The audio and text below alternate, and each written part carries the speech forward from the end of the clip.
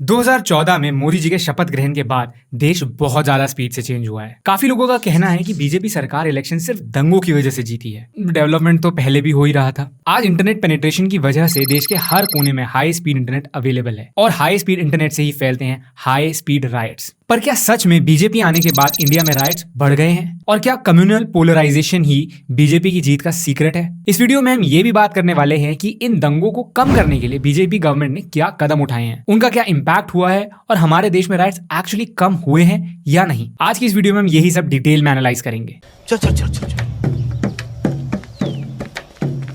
गाड़ी स्टार्ट कर। इंडिया दुनिया की सबसे डाइवर्स कंट्रीज में से एक, ना सिर्फ एथनिकली या कल्चरली, इवन ज्योग्राफिकली भी। हमारे देश में आप साल के किसी भी दिन किसी भी मौसम का मजा ले सकते हैं। अगर आप ठंड से परेशान हैं तो साउथ के प्लेन्स की तरफ चले जाइए। अगर आप गर्मी से परेशान हैं तो नॉर्थ के माउंटेन्स की तरफ चले जाइए। बारिश के लिए नॉर्थ ईस्ट और डेजर्ट के लिए राजस्थान जैसे स्टेट्स। यहाँ रहकर आप कितनी भी लैंग्वेजेस सीख लें, फिर भी किसी ना किसी स्टेट में आपको ऐसी कोई लैंग्वेज सुनने को मिल जाएगी जो आपने पहले कभी ना सुनी हो। और आप किसी भी रिलीजन के बारे में सोचकर देख लें, चांसेस हैं कि उस रिलीजन के बहुत सारे लोग आपको इंडिया में मिल जाएंगे। जब इतने सारे डिफरेंट कल्चर्स और बिलीव्स के लोग एक देश में रहते हैं तो उस देश को मैनेज करना, हर कम्युनिटी को खुश रखना और सबके हितों का ध्यान रखना काफी मुश्किल बन जाता है। और इस चीज में अगर जरा भी गड़बड़ हो जाती है तो उसी से जन्म होता है कम्युनल और एथनिक टेंशंस का, जिसका रिजल्ट होता है राइट्स या दंगे। इसके आपको ढेर सारे एग्जांपल्स देखने को मिल जाएंगे।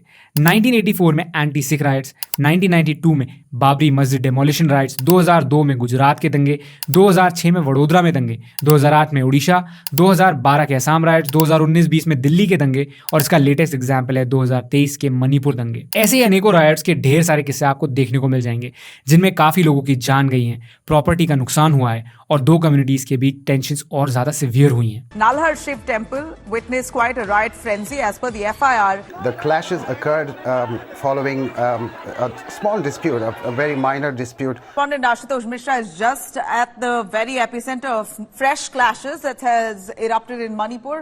सुनकर शायद आपको लगे कि आज भी हर तीसरे दिन तो हमें ऐसी खबरें सुनने को मिलती हैं। हमें तो किसी भी एंगल से ये दंगे कम होते हुए नहीं दिख रहे, लेकिन कुछ रिपोर्ट्स हैं जो ऐसा बताती हैं कि 2014 के बाद से इंडिया की इंटरनल इश्यूज की कंडीशन में काफी सुधार आया है। नेशनल क्राइम रिकॉर्ड्स ब्यूरो के डेटा एनालिसिस के अकॉर्डिंग 1970 से 2021 के बीच राइट्स के रजिस्टर्ड केसेस दिखाते हैं कि 2021 सबसे ज्यादा पीसफुल साल रहा है पिछले 50 सालों में। इसमें बाकी सालों के कंपैरिजन में सबसे कम केसेस रजिस्टर्ड हुए। काफी सारे लोग अभी कमेंट्स में ये लिखने वाले होंगे कि बीजेपी सरकार तो केस रजिस्टर ही नहीं होने देती है, तो कांग्रेस सरकार क्यों होने देती थी? अब लोग बोलेंगे कि वो बहुत ज्यादा सेक्युलर थे।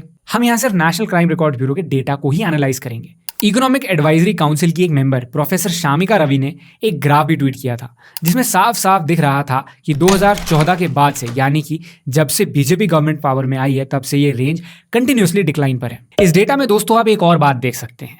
पिछली एनडीए सरकार जब पावर में थी तब भी राइट के केसेस इंडिया में डिक्लाइन हुए, लेकिन 2004 के बाद यूपीए सरकार में वापस एक इंक्रीज देखने को मिला। अब भक्त कमेंट करने से पहले रुको जरा, ये वीडियो मैंने बीजेपी की चमचागिरी के लिए नहीं बनाया। इस वीडियो में आगे चलकर मैं सारे फैक्ट्स डिस्कस करने वाला हूं जो इस टॉपिक से रिलेटेड है, और उसके बाद आप अपना ओपिनियन खुद बनाना। मैं किसी की तरह आपको प्रोपेगेंडा नहीं बताने वाला हूं। इस एनालिसिस के अकॉर्डिंग जहां 2013 में राइट्स के 65,000 से ज्यादा केसेस रजिस्टर्ड हुए थे, वहीं साल 2021 में ये नंबर 40,000 तक आ चुका था।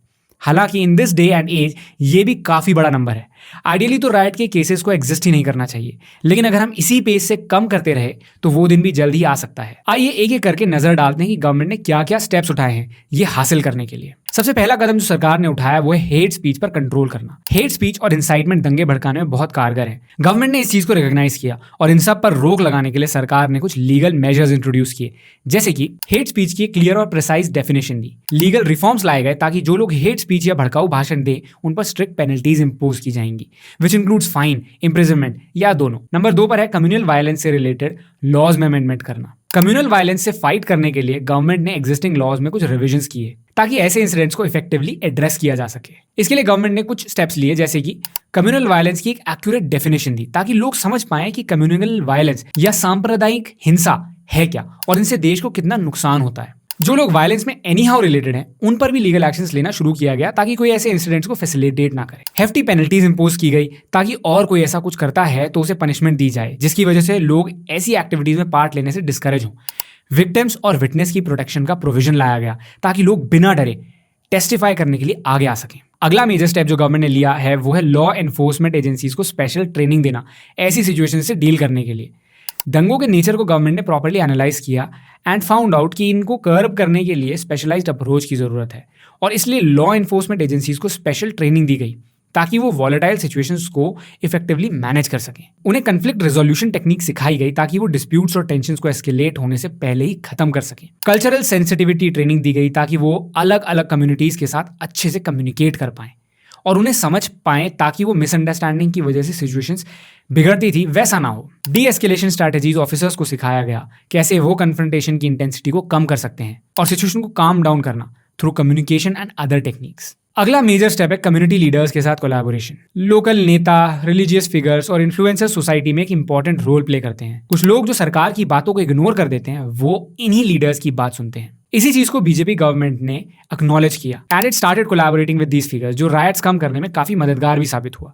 इसकी वजह से लॉ एनफोर्समेंट एजेंसीज और कम्युनिटीज के बीच में ट्रस्ट बिल्ड हुआ एंड अल्टीमेटली अंडरस्टैंडिंग इंप्रूव हुई। एजेंसीज को वैल्यूएबल इंफॉर्मेशन मिलती रही और potential triggers from these leaders, जिसकी वजह से ये लोग इन अंडरलाइन टेंशंस को एड्रेस कर पाए और सिचुएशन एस्केलेट होने से बच गई। टेंशंस जब अर्ली स्टेजेस पर होती हैं तभी regional leaders law enforcement agencies को इस चीज़ की जानकारी दे देते हैं, जिसकी वजह से लॉ एनफोर्समेंट एजेंसीज टाइमली चीज़ों पर एक्शन ले पाती हैं। The next point is judicial process को फास्ट ट्रैक कर दिया गया है। BJP government found out that fast justice communal tensions को एस्केलेट होने से प्रिवेंट करती है और इसलिए स्पेशल कोर्ट्स बनाए गए जो कम्युनल वायलेंस के केसेस को हैंडल करते हैं। इन कोर्ट्स में उस स्टाफ को अपॉइंट किया गया जो राइट्स के केसेस हैंडल करने में स्पेशलाइज्ड है ताकि वो एफिशिएंटली हर केस को हैंडल कर सके और टाइमली जस्टिस दे सके। अगर हम राइट्स के रूट कॉज पर नजर डालें तभी हम इन्हें अच्छी तरह से टैकल करने के सॉल्यूशंस ढूंढ सकते हैं। और राइट्स का एक बहुत बड़ा कॉज ही है मिस इन्फॉर्मेशन या मिसबिलीफ। लोगों का ये भ्रम कि उनकी रिलीजियस आइडेंटिटी या उनका कल्चर या उनका कस्टम्स और हेरिटेज खतरे में है, उनको ऐसे एक्सट्रीम स्टेप्स उठाने पर मजबूर करता है। लेकिन रियलिटी इससे बिल्कुल विपरीत है। आज हम उस एज में जी रहे हैं जहां हर एक इंडिविजुअल के पास अपने आप को एक्सप्रेस करने के लिए अटमोस्ट फ्रीडम है, थैंक्स टू सोशल मीडिया। लेकिन देश के वो लोग जो इतने डेवलप नहीं भी हैं या जिनके पास एजुकेशन नहीं है, उन्हें भी हमारा कॉन्स्टिट्यूशन प्रोटेक्ट करता है। उनके फंडामेंटल राइट्स की रक्षा हमारा सुप्रीम कोर्ट करता है और कोई भी पॉलिटिकल पार्टी या कोई लीडर या डिफरेंट फेथ के लोग उनके ये राइट्स नहीं छीन सकते। इसके अलावा अगर मुझे कुछ स्टेप्स रेकमेंड करने हो जिनसे ये इस इशू को टैकल करने में मदद मिल सके, मेरा सजेशन होगा कम्युनिटी आउटरीच प्रोग्राम्स को इंट्रोड्यूस किया जा सकता है, जैसे सेमिनार्स, इंटरैक्टिव सेशंस एटसेट्रा, जिनकी वजह से लोगों का एक दूसरे पर ट्रस्ट बिल्ड हो और वो एक दूसरे की भावनाओं और मर्यादाओं को समझ सके। ऐसे कल्चरल फेस्टिवल और इवेंट्स को एनकरेज किया जाए जो ओपन टू ऑल कम्युनिटीज हो। सोशियो इकोनॉमिक डेवलपमेंट पर फोकस किया जाए ताकि जो भी राइट्स इसकी वजह से होती हैं वो खत्म हो जाए। रिलीजियस टूरिज्म पर फोकस करना ताकि अलग अलग फेथ के लोगों की अंडरस्टैंडिंग बढ़ सके। बहुत ही ज्यादा इंपॉर्टेंट है फेक न्यूज पर लगाम लगाना। फेक न्यूज की वजह से देश की जनता को दंगों की तरफ स्टेप बाय स्टेप धकेला जाता है। आपके अकॉर्डिंग ऐसे कौन से स्टेप्स हैं जो गवर्नमेंट को लेने चाहिए जिनसे दंगों को कम किया जा सके? इस वीडियो को ज्यादा से ज्यादा लोगों के साथ शेयर करना ताकि वो भी जान पाए इंडिया में दंगों का असली सच। सब्सक्राइब कर लो अगर एक स्मार्ट इंडियन बनना चाहते हो। मैं मिलूंगा आपसे अगली वीडियो में। तब तक आप इस वीडियो को देखो, आपके लिए खास बनाई गई है और ये यूट्यूब का एक आर्टिफिशियल इंटेलिजेंस रिकमेंडेशन है।